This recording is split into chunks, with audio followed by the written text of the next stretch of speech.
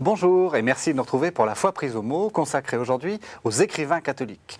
Alors quand on parle d'écrivains catholiques, on désigne une génération très particulière d'hommes de lettres, nés au XIXe siècle et qui au tournant du XXe siècle, juste avant la guerre de 14, entendent mettre leur plume au service de l'Église. Et parmi eux, on peut citer Paul Claudel, Francis Jammes, Léon Bloy. Alors la question c'est qu'est-ce qu'ils ont en commun? Est-ce qu'ils étaient si catholiques, entre guillemets, dans tous les sens du terme que cela? Quel rapport ont-ils eu à leur art et au monde? Et pourquoi déplore-t-on aujourd'hui, avec un brin de nostalgie, qu'il n'y ait plus d'écrivains catholiques? Et pour répondre à ces questions, nous allons suivre trois parcours différents, parmi les plus célèbres, Charles Péguy, Georges Bernanos et François Mauriac.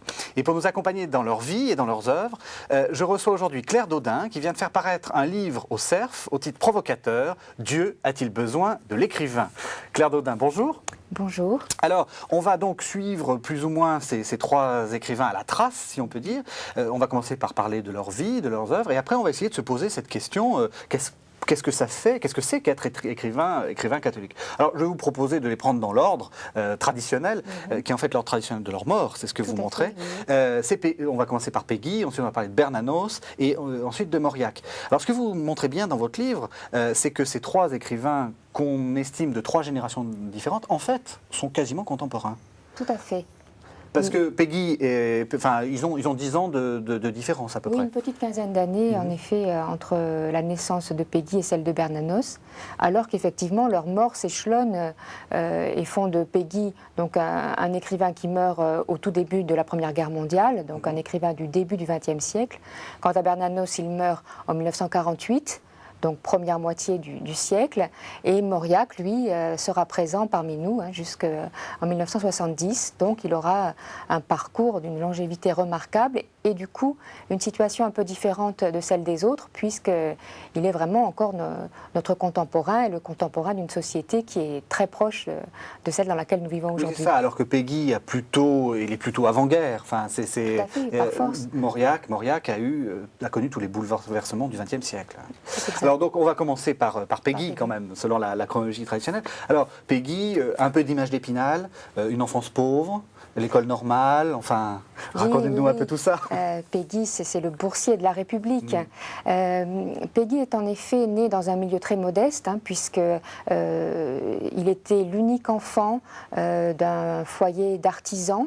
Son père est mort quelques mois seulement après sa naissance, donc c'était un orphelin de père qui a été élevé par sa maman et sa grand-mère, qui étaient toutes les deux rempailleuses de chaises, comme la légende nous l'a transmis, mais c'est tout à fait vrai. Et donc, Péguy a grandi dans ce milieu d'artisanat modeste, dans un faubourg d'Orléans, où il a vécu une enfance tout à fait heureuse. Il n'y a aucun misérabilisme chez lui. Au contraire, quand il parle du peuple dont il est issu, c'est toujours avec beaucoup de révérence, de respect. Et il a été, je crois, un enfant heureux, choyé par sa mère et sa grand-mère, et surtout un enfant qui a eu la chance de pouvoir épanouir sa personnalité grâce à l'école. Et ça, l'élément vraiment essentiel de l'enfance de Péguy, c'est l'école, l'accès au savoir. Et il a écrit peu de temps avant sa mort précoce, dans un texte qui s'appelle L'Argent, il y a un passage que je fais toujours lire quand j'en ai l'occasion, même à des lecteurs jeunes, un passage de L'Argent sur son entrée en sixième. Et où il explique que cette entrée en sixième, ça a été le point de croisement, le point d'invention, dit-il, de sa vie. Ça a été ce qui a décidé de son destin, parce que grâce au discernement du directeur de sa petite école de quartier, on lui a permis d'entrer au lycée et de faire du latin, alors que son origine sociale l'orientait vers l'école professionnelle. Et il sait très bien, à l'âge de 40 ans, il sait très bien déceler que son destin s'est joué là, parce qu'un homme a discerné ses dons, parce qu'une institution aussi, qui était, il faut le reconnaître, inégalitaire, puisqu'il y avait quand même cet aiguillage quasi automatique des jeunes de milieux moins aisés. Paradoxalement, peut-être moins inégalitaire qu'actuellement. Peut-être. En tout cas, avec des voies de recours, qui étaient les bourses. Donc Péguy, boursier, a accès au latin, à la culture classique et il devient ce qu'il est appelé à être, un homme de culture. Alors effectivement, c'est un parcours brillant, oui, puisqu'il le conduira... Il rentre dans une école que vous connaissez bien, puisque c'est l'école normale supérieure. L'école normale supérieure. Et à partir de là, il se déploie dans son univers, celui de la culture. Alors, l'autre événement très marquant de sa jeunesse, ce sera la rencontre avec le socialisme. Et le jeune Péguy, le Péguy de 20 ans, est un Péguy qui découvre l'idéal socialiste grâce à la figure de Jean Jaurès, qui sera une figure prépondérante dans sa vie et dans son œuvre. Combien de pages sont consacrées à Jaurès? Et Jaurès fascine le jeune Péguy parce qu'il est également lui aussi un homme de culture, un philosophe, mais qui a pris à cœur les problèmes de la vie des pauvres gens. Oui. Ce qu'il faut expliquer, c'est que le socialisme, à l'époque, c'est pas le socialisme actuel qui a quelquefois tendance à flirter, comme on dit, avec le libéralisme. C'est quelque chose d'extrêmement dur. Tout à fait. Enfin, c'est le socialisme... Alors, dur, je ne sais pas si... radical, on va dire. Voilà, c'est un socialisme qui a pour visée de changer le fonctionnement économique et d'instaurer plus de justice à partir d'un changement de fonctionnement économique et donc de mise à bas du capitalisme, on va dire. Mais ça n'est pas un socialisme marxiste encore, en tout cas celui que le premier Jaurès défend, pas du tout. Ni totalement révolutionnaire. Ni totalement révolutionnaire. C'est plutôt Lénine qui théorise ça. Tout à fait. Donc le jeune Péguy, qui prend du recul par rapport à la foi de son enfance et se déclare athée, adhère à cet idéal socialiste porté par la figure de Jaurès qu'il admire énormément. Ce qui va se passer, c'est que assez vite, des dissensions vont apparaître et que Péguy va prendre la mesure j'allais dire du réel, c'est-à-dire de ce que un idéal de justice peut perdre quand il devient une politique, une pratique politique. Et à partir du moment où le mouvement de l'histoire voulait que le socialisme devienne un parti pour pouvoir jouer son rôle. Et la fonction historique de Jaurès, on va dire, ça a été justement de faire du socialisme un parti, de l'unifier et de le faire entrer dans le jeu politique. Mais Péguy s'accommode très mal de cela, parce que lui, sa démarche est une démarche morale, on va dire, il rêverait pour le socialisme d'une autre manière de changer la société que par le jeu politique habituel.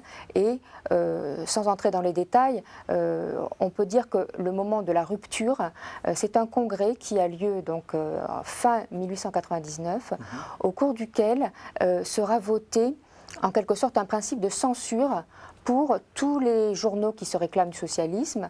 On décrète que désormais, ils devront tous dire la même chose. Ce n'était pas la mesure phare de ce congrès, qui est connu des historiens sous le nom de congrès de Japy, mais le jeune Péguy qui est délégué n'entend que ça, ne voit que ça, et comprend que là, il ne peut plus suivre, parce que c'est en contradiction avec son idéal de culture, d'ouverture et de dialogue. Et alors cet idéal, qu'il continue à appeler socialiste, il faut bien le dire, il va essayer de le mettre en œuvre en créant une revue.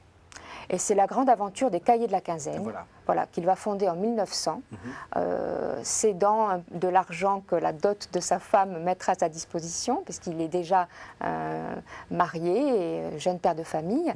Il fonde cette revue où il rassemble des gens qui, avec lui, ont pris une part active dans l'affaire Dreyfus, puisque ça aussi c'est quelque chose de très important, cet investissement dans l'affaire Dreyfus est prépondérant pour Péguy, c'est le modèle de l'engagement, il le prend là, dans cette grande crise. Ah, il était pour ou contre ?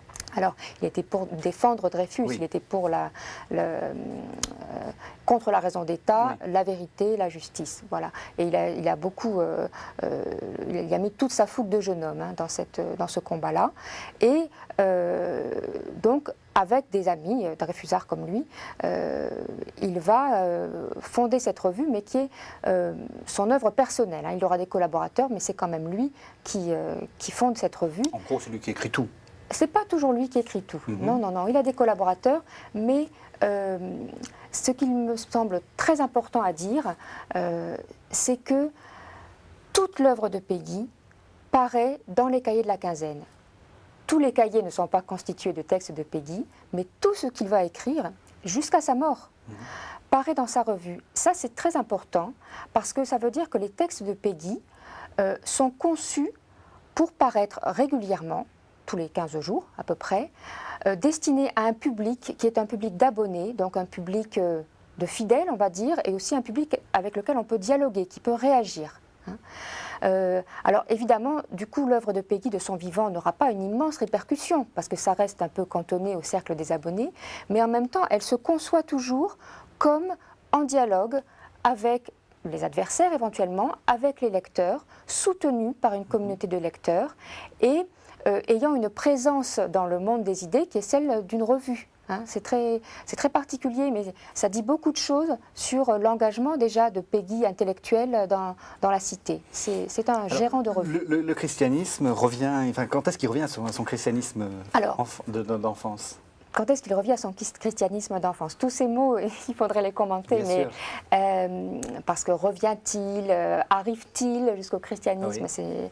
Peut-on parler de conversion? Bon, ça ne sont pas des querelles de mots. Péguy est un homme de fidélité et d'approfondissement. Ce n'est pas un homme de rupture. Ça le distingue d'autres écrivains catholiques et d'autres convertis qui conçoivent leur parcours vraiment en termes de rupture. Un avant, un après. En général, on critique tout ce qu'on a fait avant et on se lance dans une nouvelle vie. Chez Péguy, ce n'est pas du tout ça. C'est une fidélité à ses aspirations de justice, des déceptions par rapport au monde politique, au socialisme, à la vie politique telle qu'elle fonctionne, un approfondissement de la Bible et de l'expérience personnelle, du vécu, des amitiés, etc., qui le conduisent, donc s'il faut dater, on va dire à partir du milieu des années de la première décennie 1900, je crois bien que c'est en 1909, pas assez tard, qu'il va dire à son ami 35 ans, voilà, Joseph Lotte, je suis chrétien.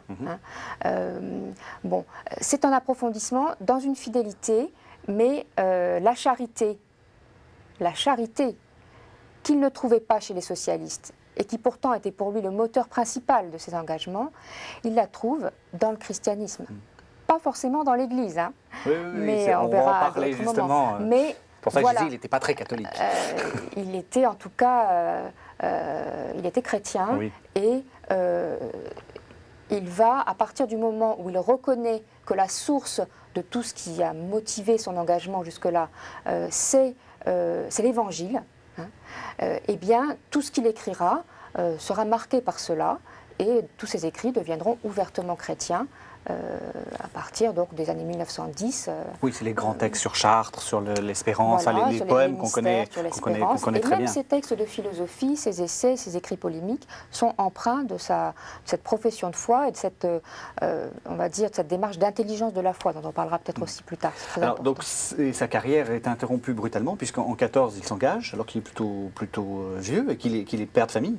Tout à fait. Et il est fauché dans les premiers jours de la guerre. Tout à fait, oui. Il y a des témoignages très émouvants sur les circonstances de sa mort. Oui, il est très héroïque. C'était un soldat courageux, oui. Il avait été un homme courageux, il a été un soldat courageux. Et bon, c'est évidemment un grand malheur qu'il soit mort de façon si précoce. On dit... Et c'est aussi ce qui a contribué un peu à sa légende, parce que j'ai retrouvé une carte postale qu'on va peut-être voir, où on voit le lieu de sa mort, je ne sais pas si vous la connaissez, on voit le lieu de sa mort, voilà, et alors avec une voiture en premier plan, un peu ridicule, on ne voit pas bien pourquoi il y a une voiture, et c'est marqué que c'est le lieu où le lieutenant Péguy est enterré. Tout à fait, il y a toujours un pèlerinage tous les ans à ce village de Villeroy, où la sépulture de Péguy, qui n'est pas une sépulture individuelle, mais il y avait tous ces soldats, se dresse encore. Et il y a toujours un pèlerinage début septembre chaque année sur ce lieu. On va passer à Bernanos. Alors, ça va être plus court, parce que là, sur Péguy, ça a été un peu long, mais Bernanos, on a l'impression que la vie est un peu plus terne, en fait. Alors, contestez-moi. Oui, je vais vous contester, parce que la vie de Bernanos ne me paraît pas terne, et la vie de Bernanos est pleine de tribulations. Bernanos, c'est quelqu'un qui a beaucoup voyagé. C'est un vagabond et c'est assez d'ailleurs paradoxal parce que c'est un grand amoureux de la France qui a beaucoup vécu à l'étranger et qui portait la France dans son cœur, qui avait une mystique de la France et qui parfois a eu bien du mal à confronter la réalité de son pays avec l'idée qu'il s'en faisait. Donc Bernanos, lui, il naît dans un milieu de la bourgeoisie parisienne, dans une famille assez marqué par ses opinions catholiques et royalistes, donc il recueille cet héritage qu'il ne conteste pas du tout, mais aussi une famille très unie où il est très heureux. Lui aussi reçoit, je pense que c'est important quand même pour ces hommes qui auront des destins difficiles, il y a quand même au départ un entourage affectif positif. Voilà. Et puis, ce qui est marquant dans sa jeunesse, ce sont ses engagements à l'Action française. Bernanos est un jeune homme très fougueux et les Camelots du Roi, Maurras... Les Camelots du Roi, c'est l'association, c'est le groupement un peu agité de l'action de française. Maurras, de l'Action française, donc un mouvement très nettement à l'extrême droite qui se réclame du monarchisme et de Maurras. Et Maurras, donc une forte personnalité. Donc le jeune Bernanos fonce. Avec toute son ardeur, c'est un Camelot à 100%, c'est certain. Et puis, va venir l'épreuve de la guerre. Alors, Bernanos ne meurt pas à la guerre, mais il fait la guerre, il fait les 4 ans de guerre. Et ça, c'est une épreuve déterminante où, justement, il prend du recul par rapport à beaucoup de choses. Et le recul qu'il va prendre, notamment par rapport à Maurras et à l'Action française, a sa source dans cette expérience de la guerre qui remet tout, j'allais dire, à sa juste valeur. Disons que le combat idéologique devient secondaire par rapport à tous ces enjeux de perte du sens, absurdité, pourquoi vivons-nous, qu'est-ce que c'est ce monde qui envoie sa jeunesse au charnier. Toutes ces questions vont engendrer un grand bouleversement en Bernanos qui va vraiment créer les conditions de son entrée en littérature. Puisque son premier grand roman, c'est après la guerre de 14 bien sûr, c'est Sous le soleil de Satan. Et bien qu'il ne soit pas question de la guerre, Bernanos disait que ce roman était né de la guerre parce qu'il répond à la question qui l'angoisse vraiment, où est le sens ? Et il dit, j'ai voulu jeter un sein à la face de ce monde qui avait perdu le sens, perdu toute valeur, et son entrée en littérature se fait sous ce signe-là. Alors il aura du succès, ça c'est bien, assez vite, d'où beaucoup d'articles publiés soit dans l'Action française toujours, soit au Figaro, et une stature d'homme de lettres qui commence à quand même se construire, mais très vite les événements vont faire que Bernanos va avoir un parcours très particulier, presque marginal on pourrait dire, puisque d'abord il a beaucoup de mal à nourrir sa famille, nombreuse, il aussi est un père de famille, et donc il part au départ pour des questions économiques, pour trouver les moyens d'écrire sans avoir trop de peine à nourrir ses 6 enfants. Et il va partir dans un premier temps à Majorque, parce que la vie est moins chère. Et la guerre d'Espagne arrive. La guerre d'Espagne arrive, dont Bernanos est témoin. Et alors là, nouveau bouleversement. Lui qui, par ses origines idéologiques, aurait pu être plutôt favorable au général Franco, à cette croisade. Franco était finalement assez proche des thèses de Maurras. Voilà, c'était pas la France éternelle, c'était l'Espagne éternelle. L'Espagne catholique, voilà. Etc. Eh bien, il est témoin des ravages d'une guerre civile, des exactions que cela entraîne, et il ne supporte pas que du côté des franquistes, cela se fasse au nom de la religion. Parce qu'il n'a pas de sympathie pour les républicains, c'est vraiment pas du tout ses idées, il faut le dire clairement, mais au moins ces gens-là ne se réclament pas du Christ quand ils massacrent.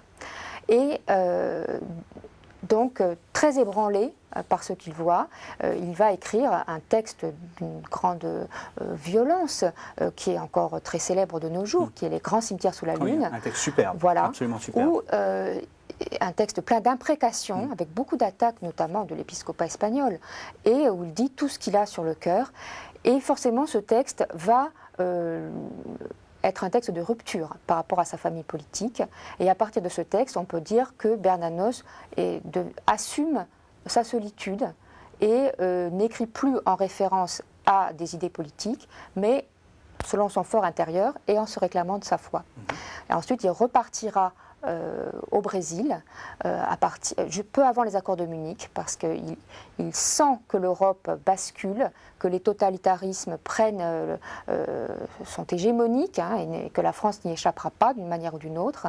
Et pour mieux avoir une parole libre sur cette Europe, il préfère s'en éloigner et il part au Brésil. Donc vous voyez, c'est quand même une vie, tout ça avec tous ses enfants, enfin, oui. Beaucoup de déménagements, d'aventures, hein, parce que des risques énormes, même, qui peuvent nous paraître inconsidérés. Oui. Oui, puis il a eu très tôt un accident de mobilette, je crois, ou de moto. Oui, et donc il est très vite malade. Il est très vite assez blessé dans son corps, lui qui est un lutteur. Hein, et bien, du coup, sa combativité, il la place dans ses écrits. Alors, la période espagnole avait été une période de grande richesse romanesque. Hein. C'est là qu'il écrit le Journal d'un curé de campagne, Nouvelle histoire de Mouchette, des chefs-d'œuvre. Au Brésil, il aura une production d'essais et d'articles, hein, ce qu'on appelle les écrits de combat, sont vraiment largement rédigés au Brésil. Ils parviennent en France par des biais un peu providentiels, on va dire, et il écrit beaucoup d'articles qui paraissent au Brésil, dans un grand journal brésilien, qui sont traduits en portugais, et puis que nous, maintenant, on connaît sous le titre des grands cimetières sous la Lune, qui sont des articles très virulents sur ce qui se passe en Europe, et qui font que Bernanos a été considéré comme un grand auteur de la résistance à son retour en France. Donc, vous voyez, un parcours vraiment un peu avec voilà, des étapes et des points de rupture. Mais lui se conçoit comme un peu comme Péguy d'ailleurs, comme en fidélité par rapport à ce qui est l'essentiel pour lui, même si ça l'amène à prendre ses distances avec certains. Et ça ne le rapproche pas forcément d'autres, hein, mais ce sont des parcours assez solitaires quand même. Voilà. Alors on va venir à Mauriac maintenant. Alors Mauriac, là aussi, un parcours très étonnant, parce que avant-guerre, c'est un peu un romancier mondain. Pendant l'occupation, on ne sait pas bien. Et après l'occupation, il y a quand même un engagement très fort contre la colonisation, enfin l'idéologie coloniale et pour la décolonisation. Donc au début, plutôt un mondain quand même, hein, pas très sympathique. Ah. Oui, parfois Mauriac irrite un peu, mais moi j'ai beaucoup de tendresse pour lui. Donc Mauriac est né dans un milieu très aisé de la bourgeoisie bordelaise. Voilà, donc la bourgeoisie possédante, catholique, dont il a retiré le meilleur et dont il a critiqué le pire, on peut dire. Hein, parce que lui aussi, ça a été un enfant qui a souffert de ne pas avoir de papa, mais qui a une mère qu'il adorait, et c'était réciproque, et puis des frères et sœurs. Enfin, il y a un contexte familial, là encore, plutôt bénéfique. Hein. Ce qui n'empêche pas Mauriac d'être d'une cruauté dans la description de ce milieu qui est le sien, qui lui vaudra beaucoup d'ennemis, et qui donne donc tous ces romans de la première période des années 20 et 30. C'est ce qui explique bien dans le romancier ces personnages, c'est qu'il prend un tout petit détail de la vie quotidienne et il l'exagère, il l'exaspère et ça devient une femme monstrueux, une mère possessive, ça devient, c'est terrible. Oui. Mais enfin il y a un substrat de vérité très certainement qui fait que les gens s'y reconnaissant n'étaient pas trop contents. Mais donc ce qui me frappe chez le jeune Mauriac, c'est son amour de la littérature. C'est un garçon qui aime la poésie, qui aime la littérature, qui a des goûts tout à fait progressistes par rapport à son milieu, qui admire Gide, qui admire ce qui se fait vraiment de plus récent dans la littérature française des années 20-30, et qui veut rejoindre ces gens, alors qu'il en est très loin. Il est à Bordeaux, il n'est pas fait. Enfin, dans son milieu, ça ne se fait pas du tout, et puis personne ne s'intéresse à cette sphère-là. Et il va avoir une volonté très forte de se faire sa place par amour vraiment de la littérature. Il aura de la chance. Il va être repéré par Barès et finalement son entrée dans le monde des lettres, elle se fera sans trop de difficultés. Oui, Barès donc qui est connu pour son culte du moi, le fameux un peu écrivain de droite. Hein. On est souvent, on est plutôt dans des écrivains de droite de manière générale. Par Péguy. Pas pour Péguy, mais pour et qui était une sorte d'arbitre des élégances littéraires juste avant la guerre de 14. Voilà, qui était la sommité. Enfin, si on pouvait avoir un parrain glorieux, c'était bien Barès à l'époque, hein, dans le Un monde mandarin, des lettres. comme on dira après. Voilà, exactement. Donc ça a été déjà une première chance et ça lui a permis de commencer à se faire un petit peu un nom. Et aussi, bon, de pouvoir dire à sa famille, bon, voyez, d'accord, j'ai choisi les lettres, mais quand même, je commence à être reconnue. Je suis dans la bonne société. Voilà, ce n'est pas la bohème, ce n'est pas la décadence. Quand même, je vous ferai honneur dans cette voie que j'ai choisie. Et puis, bon, la guerre de 14 n'est pas pour lui une rupture comme elle l'a été pour Bernanos. En revanche, la guerre suivante va certainement renforcer en lui le sentiment qu'en tant qu'homme de lettres, il a quelque chose à dire, autre que ce qu'il met dans ses romans. Alors que paradoxalement, on lui a beaucoup reproché, il n'a rien dit. Alors, vous me dites ça, les Mauriaciens ne seraient pas contents. Ah, alors reprenons le parti mauriacien. Il a quand même écrit un texte qui s'appelle Le Cahier Noir, qui était vraiment un texte de résistance. Oui. Cela dit, c'est vrai que lui, qui était une grande voix sur la scène parisienne, qu'est-ce qu'il a fait? Il s'est retiré à Malagar et dans sa propriété à côté de voilà, Bordeaux. il est resté assez discret. Bon. Il a quand même écrit ce texte et il est certain qu'il était absolument outré, scandalisé, malheureux de ce qui se passait en France. Et ça ne fait aucun doute. C'est d'ailleurs ce qui lui a permis, après la guerre et la libération, d'assumer davantage une position de grande conscience, on va dire. Alors qu'avant, dans les années 30, c'est un romancier qui se complaît un petit peu. Oui, il n'a rien fait de scandaleux, il n'a pas été, entre guillemets, épuré comme on a pu le faire pour d'autres. Et non, au contraire, même le général de Gaulle lui a confié des missions à la Libération en lui disant « Je veux que vous nettoyiez, entre guillemets, l'Académie française, ce repère de vieux écrivains réactionnaires, faites le ménage là-dedans. Le général de Gaulle lui a quand même... il s'aimait beaucoup, il avait beaucoup d'estime, ces deux hommes-là, et on ne peut pas les séparer. Confier un rôle dans le monde des lettres que Mauriac a pris très au sérieux. Et puis, il y a eu le journalisme. Parce qu'en fait, Mauriac est un homme qui a une double vocation, et s'il fallait que je m'arrête là, je m'arrêterai là. C'est un romancier, certes, mais c'est quelqu'un qui a révélé des dons immenses dans le journalisme, donc dans une deuxième période, après la Libération. Il avait écrit quelques articles avant, mais après la Libération, il n'écrit quasiment plus de romans. Et par contre, il devient un observateur de la vie politique, la 4e République et ses crises, et d'une perspicacité rare et d'un talent extraordinaire. Oui, c'est ça qui est très frappant, c'est que les romans ont un style très classique, alors que là, il a un style beaucoup plus polémique, son style change, il est même parfois très méchant, enfin très acéré, très... Oui, mais je dirais presque qu'il se libère dans le journalisme. Oui, exactement. Dans les romans, c'est magnifique. Oui, absolument. On sent quand même qu'il y a une mauvaise conscience qui prend beaucoup de place et qui parfois étrique un peu. Là, peut-être que je vais choquer des gens, vraiment, ce n'est pas du tout mon désir. Ce qui est certain, c'est que dans les articles, ça change. On n'est plus sous le sceau de la culpabilité. On recherche la justice et on dénonce l'injustice dans la vie politique, sur la scène internationale. Et Mauriac, là, ne se prive pas, il donne son avis sur tout.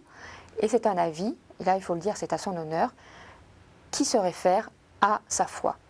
Voilà. Et donc ça, c'est assez admirable. C'est vraiment un journaliste chrétien. Oui, au moment même où le pays se déchristianise très fort, très fortement. Tout à fait. Il tient cette place jusqu'au bout, que ce soit dans le bloc-notes, donc que ce soit au Figaro ou à l'Express, qui pourtant n'avait pas du tout un lectorat chrétien.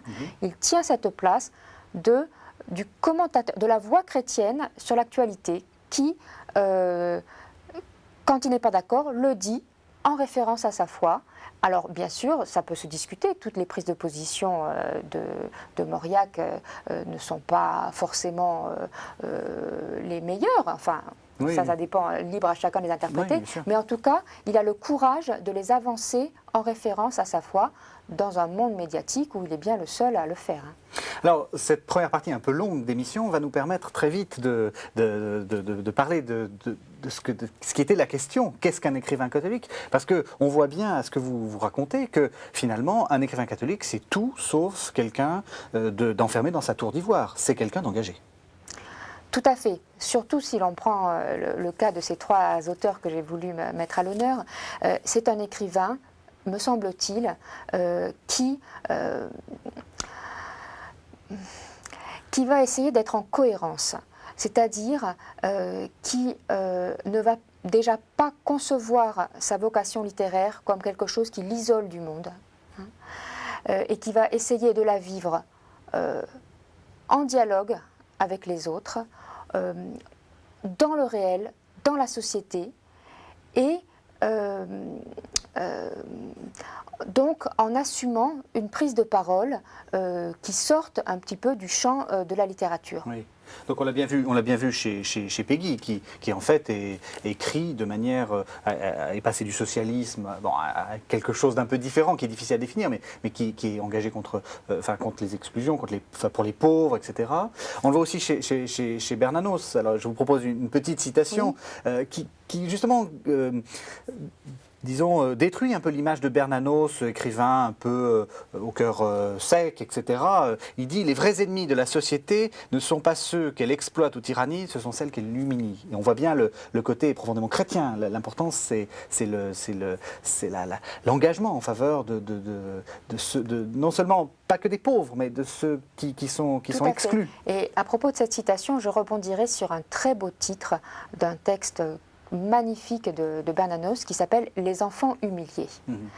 Ce n'est pas un titre de Bernanos parce que ce texte a été retrouvé après sa mort et c'est le grand éditeur Albert Béguin qui a trouvé ce titre, mais c'est vraiment un titre bernanosien parce que ce thème de l'humiliation et notamment de l'humiliation des petits, que ce soit les enfants, il y a beaucoup de personnages d'enfants humiliés dans les romans de Bernanos, ou les faibles, les pauvres. Ce thème de l'humiliation, oui, vous avez raison, est tout à fait chrétien chez Bernanos. Il y a ce sentiment que le monde, dans sa dureté, s'en prend particulièrement aux vulnérables, aux faibles, et que c'est à eux qu'il faut rendre l'honneur, grand mot bernanosien.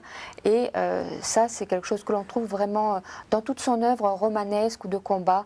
Et c'est ce que vous nous avez dit également de Mauriac, qui en fait prend parti de manière extrêmement courageuse contre la colonisation, alors que rien ne l'y préparait dans son milieu en réalité. Oui, ça, c'est un combat de Mauriac qui mérite vraiment d'être rappelé. Je trouve surtout aujourd'hui, dans notre temps, dans le contexte actuel. Je ne suis pas tout à fait sûre que Mauriac ait eu un vrai souci du pauvre, autant que Peggy et Bernanos. Bon, chez Peggy, c'est très fort parce que c'est vraiment le pauvre, la misère, c'est quelque chose qui l'interpelle profondément. Mais Mauriac a le souci de l'autre, ça c'est sûr, y compris de l'autre d'une autre religion. Et moi, c'est ce que je retiens le plus du combat, des engagements de Mauriac au moment de la décolonisation, c'est qu'il a eu le courage d'aller vers l'autre, le colonisé, de le considérer comme un ami, c'est le mot qu'il emploie, comme un frère, comme un croyant avec qui on peut avoir un dialogue de croyant à croyant. Alors bon, évidemment aujourd'hui, c'est des mots qui nous font réfléchir, mais c'est très intéressant de relire ces textes de Mauriac, parce que le contexte était au moins aussi explosif qu'aujourd'hui. Et là, il y a une voix. Il y a une voix qui mérite qu'on lui fasse écho aujourd'hui pour réfléchir tout simplement, pour voir s'il n'y a pas autre chose que la crispation, la peur de l'autre. Alors également, c'est des écrivains engagés, mais vous dites bien que ce qui compte énormément pour eux, c'est le côté familial. Il y a quelque chose de... Et c'est aussi là-dessus qu'on peut voir leur christianisme dans le sens... Tout à fait. Je vous remercie de me relancer sur cette question, parce que ça, c'est quelque chose que j'ai vraiment essayé de mettre à l'honneur dans le livre que je leur consacre. Et c'est peut-être aussi quelque chose qui les met à part, en tout cas dans mon cœur, si je puis dire. Chrétiens, ils se sont efforcés de l'être dans toutes les dimensions de leur existence. La dimension de l'œuvre, prépondérante pour des vrais artistes, la dimension de l'engagement public, on en a déjà largement parlé, et la dimension privée. Et ça, je crois que c'est très important parce que finalement, la plus grande exigence, est-ce qu'elle n'est pas là? Hein. Est-ce que c'est pas là qu'il nous est demandé envers le plus proche de nos prochains, hein, qui est le conjoint, l'enfant qu'on a mis au monde, d'être en conformité avec le message évangélique. Bon. Et ces trois hommes-là, qui étaient tous les trois mariés, pères de famille, une famille assez nombreuse, ont vécu cette dimension pleinement. Alors, je ne veux pas dire que tout a toujours été facile, rose, etc. Mais ils ont essayé. Et aussi, ce que je tiens à dire, c'est qu'ils ont été heureux dans cette dimension. Et malheureux aussi, parce qu'il y avait des épreuves. Mais ils ont célébré dans leurs œuvres le bonheur d'être père. L'angoisse aussi d'être père, la responsabilité de lancer dans la vie, dans le monde tel qu'il est, de jeunes êtres. Ça, c'est très fort, c'est très beau chez Peggy. Mais la joie, l'émerveillement devant le fait de mettre au monde de nouveaux êtres humains qui vous sont confiés. C'est pas si fréquent, hein, de voir cela vécu par des écrivains et chanté dans leurs œuvres. Oui, alors ce que j'ai appris, parce que dans votre livre, c'est que Bernanos, qu'on ne connaît pas sous cet aspect-là, lui c'était très important pour lui, et vous parlez d'une maison ouverte. Qu'est-ce que c'est cette maison ouverte? C'est un très beau texte qui se trouve dans Les enfants humiliés. Je faisais allusion à cet ouvrage, je vous le recommande à tous. C'est vraiment un texte magnifique. Vous nous donnerez à la fin vos conseils de lecture. Tout à fait. Et bien, dans ce texte qui est écrit au Brésil et dans lequel le Brésil est très présent, Bernanos décrit, c'est un texte écrit à la première personne, hein, il décrit sa maison du Brésil, sa ferme où il est là avec tous ses enfants et sa femme, et il vivait dans le fin fond du Brésil, hein, vraiment dans la Cambrousse, on dirait, le Sertão, donc une maison un peu délabrée. Et alors, de cette bâtisse délabrée, il fait une métaphore de sa vie. Il dit, j'ai trouvé la maison qui convient à ma vie, une maison ouverte. Alors ouverte parce que la pluie passe par le toit, parce qu'il y a des lézards dans les murs, mais ouverte comme ma vie, qui est ouverte aux passants. Je suis ouvert à la rencontre, je suis ouvert au déplacement, je vis loin de mon pays, je rencontre d'autres, je vis cette déchirure de l'exil, mais en même temps c'est une ouverture à mes frères d'autres pays. Bon, il a écrit des très belles choses sur les Brésiliens, vraiment. Voilà. Et puis c'est une maison pleine de vie, où ça grouille, où il y a des enfants partout, qui sont peut-être pas des modèles de sagesse, mais qui sont l'espoir de le renouveau de l'humanité, c'est ça. Et chez Mauriac, il y a aussi ça, et vous parlez d'une sorte de mystère Frontenac. Alors, c'est un des romans de Mauriac que je trouve le plus bouleversant, finalement. Vous vous rappelez un peu de quoi il s'agit? Rappelez-nous un peu ce mystère Frontenac, qui est donc le roman, et qui dit un peu quel est le mystère Frontenac de la vie de Mauriac.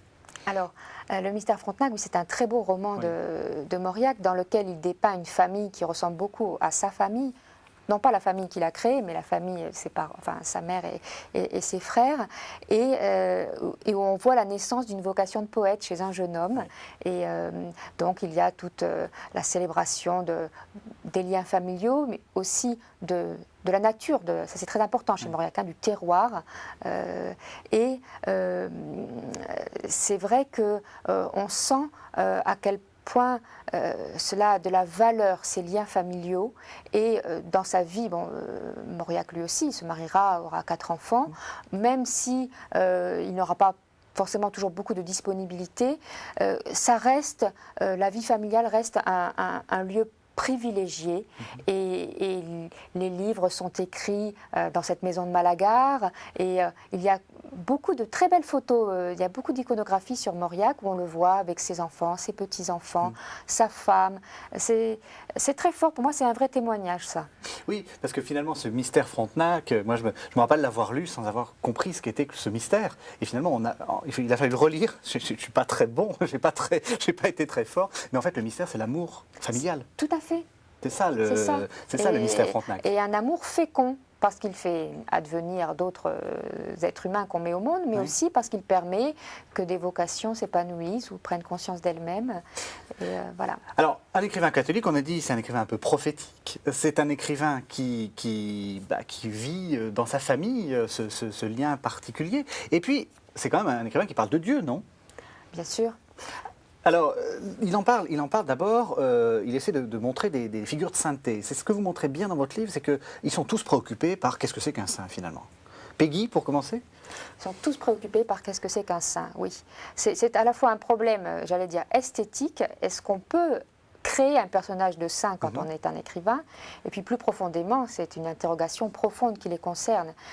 moi, écrivain, est-ce que j'ai quelque chose à voir avec cette aventure de la sainteté qui est quand même le projet chrétien, hein. Donc il y a ces deux aspects. Alors Peggy avait une énorme admiration, une vénération pour la figure de Jeanne d'Arc. Et la sainte par excellence dans son œuvre, c'est Jeanne d'Arc, qui n'était pas encore canonisée à cette époque-là. Oui, qui n'est pas cette icône un peu Tout à fait. française. Enfin... Ah oui, Jeanne d'Arc a eu toute une histoire de la réception de l'image de Jeanne d'Arc. La Jeanne d'Arc de Peggy, c'est d'abord la jeune fille courageuse, combattante, qui se lance toute seule à l'assaut du mal universel. Ça, c'est ça qu'elle incarne. Et puis, petit à petit, sa considération pour Jeanne va se focaliser sur le mystère d'une vocation. Bon, alors il y a les voix de Jeanne d'Arc, mais ce qui attire Peggy, ce n'est pas spécialement le côté surnaturel, c'est la maturation. Qu'est-ce qui se passe pendant les années qui précèdent le grand combat, le moment où on se lance, hein. Bon, et tout l'objet des mystères, notamment le mystère de la charité de Jeanne d'Arc, le porche du mystère de la deuxième vertu, le mystère des saints innocents, le contenu c'est ça, c'est cette période de préparation, ce long qui donne beaucoup la parole à Dieu, mais c'est vraiment ça qui s'exprime dans ces très beaux textes. Bon, alors Peggy se sentait un rôle vis-à-vis de Jeanne, qui était pour lui déjà une sainte. Il écrivait « Je suis son chroniqueur, je suis le chroniqueur de Jeanne d'Arc, comme Joinville a été le chroniqueur de Saint-Louis, et le saint authentique a besoin d'un chroniqueur, et Jésus a eu besoin des évangélistes. Ça fait partie de l'incarnation. Il y a les saints, et puis il y a ceux qui gardent la trace en écrivant. » Donc ça, c'est un premier stade que Peggy revendique. Il écrit ça, les saints ont besoin d'une mémoire, et moi je vais être le mémorialiste de Jeanne d'Arc, comme Joinville l'a été de Saint-Louis. Voilà. Bernanos, alors Bernanos, oui, lui, c'est d'emblée, il se lance, c'est le défi qu'il se porte. Il veut être le romancier de la sainteté et créer des personnages de saints parce que, pense-t-il, notre monde a besoin de saints, y compris de saintes fictions. Hein, et donc, tous ces personnages, dans ces romans, il y a toujours un saint, enfin, une tentative pour faire advenir un saint dans le livre. Alors, il y a Chantal, dans La Joie. Donc une figure très bizarre où finalement, elle passe, on a l'impression, elle ne dit pas grand-chose dans La Joie, elle passe. Elle traverse. Disons qu'il y avait d'abord eu Donissan dans Sous le soleil de Satan, qui était une première tentative, pas forcément... c'est un chef-d'œuvre, mais la représentation du saint y était encore très sous la forme de l'héroïsme et avec beaucoup de violence. Alors Chantal, évidemment, c'est une autre voie. Mais pour moi, le saint le plus réussi, c'est quand même le curé d'Andricourt, dans Journal d'un curé de campagne. Parce que là... D'ailleurs, c'est très paradoxal. Vous savez, il y a ce très beau texte où il raconte de voir ces personnages, et il cite que les saints, finalement. Il cite Chantal, il cite Donissan, et il dit ce curé dont j'ai à peine aperçu le visage, mais dont je n'ai pas osé donner le nom. Tout à fait, c'était un personnage qui était très cher à son cœur, d'avoir créé un tel personnage. Et très paradoxal, parce que c'est un curé alcoolique qui meurt un peu bizarrement. Un curé alcoolique, qu'est-ce que vous dites là? Non, c'est un jeune homme qui est victime de l'alcoolisme de ses ancêtres, et qui est donc malade dans son corps, mais ce n'est pas un curé qui boit. C'est un jeune prêtre complètement maladroit, qui ne fait que des gaffes. C'est sa première paroisse, il n'a pas tellement le don du contact, mais c'est quelqu'un qui a une intériorité tellement intense. On se rappelle ce qu'il dit à Châtelaine, le plus grand péché, madame, c'est de ne pas aimer. Il a ce pouvoir de délivrer les âmes. Hein, et c'est un pouvoir dont le roman montre très bien, ça c'est tout vraiment le génie de l'écriture bernanosienne, que c'est un pouvoir qui le traverse, qui ne vient pas de lui. Ce n'est pas un psychologue, c'est un instrument dans les mains du Seigneur qui arrive à émettre des paroles de libération pour les âmes tourmentées. Oui, et qui finalement ne meurt pas, enfin meurt plus ou moins en disant il est confessé par un curé qui a quitté. Défroqué, et les derniers mots sont superbes. Qu'est-ce que ça peut faire, tout est grâce. Exactement, c'est une remise totale. Ça, c'est un... Alors justement, il y a une très belle citation de Bernanos qui dit « L'œuvre du saint est sa vie même et il est tout entier dans sa vie ». Oui. Oui, ça, je pense qu'il faut le remettre dans le contexte où Bernanos essaye de comparer le génie et le saint. Alors, il dit le génie produit une œuvre, mais c'est une œuvre qui le dévore. Et le saint, son œuvre, c'est sa vie. Et c'est une œuvre féconde. Voilà. Donc je pense que c'est comme ça qu'on peut interpréter. Il y a vraiment de très belles choses sur la sainteté chez Bernanos. Oui. Outre ces personnages de romans, il y a vraiment une méditation très profonde dans un texte comme Nos amis les saints. C'est vraiment magnifique. Et c'est là qu'il écrit que les saints ne sont pas des surhommes, mais que ce sont les plus humains des humains.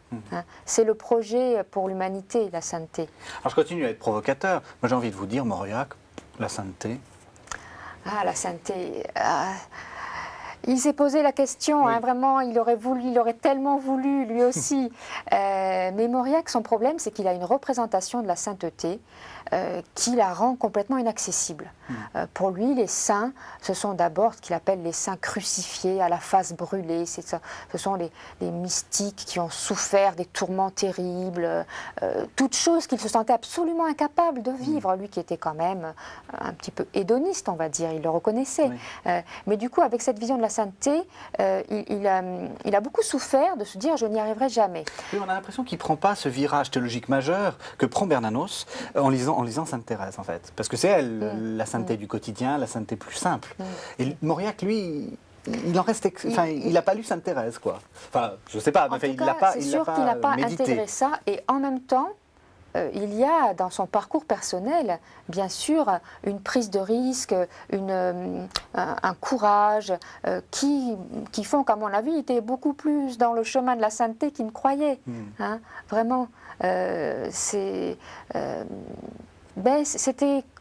une empreinte très profonde chez lui, quelque chose qu'il avait dû recevoir dans son éducation, qui le tourmentait parce que vraiment ça le poussait un peu à se déconsidérer lui-même, alors que c'est un grand témoin de la foi quand même. Je ne dirais pas que c'est un saint, mais c'est un grand témoin de la foi, un grand chrétien. On reprend donc un écrivain catholique, c'est quelqu'un qui est un peu prophétique, c'est quelqu'un qui a une vie familiale, c'est quelqu'un qui parle des saints. Est-ce que c'est quelqu'un qui parle de Dieu ?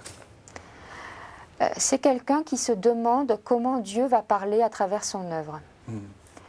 Hein, donc ce n'est pas un apologiste de Dieu, ce n'est pas un propagandiste de Dieu. En tout cas... Il ne fait pas de théologie. Alors, est-ce qu'il ne fait pas de théologie ? Oui. Je ne sais pas, parce que c'est aussi quelqu'un qui n'a pas peur de creuser sa foi. Oui. Et ça, c'est très vrai pour Peggy. Oui. Peggy a une dimension théologique, ça, à mon avis, c'est indéniable. Hein. Ah ben, je vous propose, parce que c'est un peu pour le plaisir, de vous rappeler la fameuse phrase, c'est une vraie théologie de l'espérance. Ce qui m'étonne, dit Dieu, c'est l'espérance, et je n'en reviens pas, c'est Dieu qui n'en revient pas. Cette petite espérance qui n'a l'air de rien du tout, cette petite fille espérance immortelle. Il y a toute une théologie de l'espérance, mais quelque chose de très fort dans ce porche de la deuxième vertu. Et voyez, c'est là que le rôle de l'écrivain est quand même un rôle à nul autre pareil. C'est que cette théologie, ça part déjà d'un vécu d'engagement avec beaucoup de découragement et beaucoup d'occasions de désespoir. Donc, comme disait Bernanos, l'espérance est un désespoir surmonté, mais c'est très vrai aussi pour Peggy. Et puis, il y a la capacité poétique de dire tout cela en termes imagés avec cette figure de la petite fille Espérance qui entraîne ces deux grandes sœurs que sont la foi et la charité. Et ça, il n'y a que le poète qui arrive à trouver des images telles qui font que sa théologie, elle passe, elle touche même quelqu'un qui ne serait pas un spécialiste, vous voyez. Et alors, chez Mauriac, il y a aussi... bon, chez Bernanos, c'est évident, hein, toute cette théologie de la grâce. Mais vous trouvez chez Mauriac quelque chose, enfin, moi, ça m'a beaucoup frappé, vous dites que c'est une écriture eucharistique. Oui. Ça, je le dis à propos d'un passage des Nouveaux Mémoires intérieurs, qui est magnifique, où, donc les Nouveaux Mémoires intérieurs, c'est un texte autobiographique, hein, toujours à la première personne, et à un moment donné, Mauriac évoque ces petits matins d'hiver, dans le temps de Noël, où il rentre de la messe du matin, il fait encore nuit, et il dit qu'il a l'enfant Jésus contre lui, sous son manteau. C'est très très beau. Et il se compare également, enfin il fait toute une analogie avec le vieillard Siméon. C'est une belle façon d'assumer son grand âge. Et cette écriture eucharistique, c'est à mon avis, hein, cette écriture qui est capable de faire, de contenir le Christ, de même que celui qui a communié le contient, il vient de le recevoir. Donc, et contenir le Christ dans le texte. Bon, c'est un peu difficile, hein. Il faudrait lire, je vous invite vraiment à aller lire ces pages magnifiques. Mais je crois qu'il y arrive. Je crois qu'il y arrive par moments. C'est un styliste, Mauriac. C'est quelqu'un pour qui beaucoup de choses se jouent vraiment dans le travail d'écriture. Et au soir de sa vie, il y a des pages vraiment magnifiques où son texte s'ouvre quand il se compare également, toujours dans ce même passage de Nouveaux Mémoires intérieures, il dit « Je suis la crèche, je suis l'étable avec ses souillures, une étable, ce n'est pas un lieu très propre, mais le Christ est présent en moi. » C'est une expérience intérieure de chrétien, mais c'est du texte, c'est de la littérature, c'est des mots qui nous touchent par leur beauté. Et c'est comme ça qu'il parle de Dieu. Hein, c'est pas, encore une fois, c'est pas du prosélytisme, de la propagande, c'est de la poésie, mais c'est du travail d'écriture, et ça on le trouve chez les trois. Hein. C'est un peu difficile d'en parler parce que vraiment là, ça relève de très bien. Et justement, littéraire. on s'était dit en préparant cette émission qu'on allait répondre à la fin à votre question, Dieu a-t-il besoin de l'écrivain? Et en vous écoutant, c'est évident. Oui. Je crois, oui, bien sûr, je le crois. Mais il ne faut pas se tromper. Il ne faut pas penser que l'écrivain doit être celui qui fait la publicité de Dieu. L'écrivain qui assume sa vocation littéraire, eh bien, il a, je crois, cette capacité, s'il en a le désir, de faire advenir Dieu qui, ma foi, Dieu a bien choisi les Écritures pour se faire connaître aux hommes. Eh bien, il me semble que dans la littérature profane, pour peu qu'elle soit exercée et vécue par des hommes de foi, ça peut advenir aussi. Et c'est pour ça qu'il faut lire ces auteurs. Et il faut vous lire vous, donc je rappelle votre livre, Dieu a-t-il besoin de l'écrivain, donc Claire Dodin, aux éditions du Cerf. Alors, on trouve dans votre livre des adresses aussi, pour retrouver les amis de Mauriac et les amis de Péguy. Alors, je signale que les amis de Mauriac, dont le site internet est associationmauriac.free.fr, organisent un ouvrage collectif et probablement un colloque en 2008 sur la culture religieuse de François Mauriac. Je crois qu'il y a eu un colloque récemment sur Péguy. Oui, tous les ans, début décembre, le premier dimanche de décembre, il y a un colloque organisé par l'Amitié Charles Péguy. Et cette année, c'était sur Ève, ce très long poème. Voilà. Donc on peut retrouver Péguy, Mauriac et Bernanos. Tout à fait. Il y a des lieux où ces auteurs sont encore lus et où tout un travail se fait pour continuer à mieux comprendre leurs œuvres. Eh bien, écoutez, merci Claire Dodin de nous avoir fait découvrir ce qu'était qu'un écrivain catholique. Merci beaucoup. Merci à vous. Merci de votre accueil.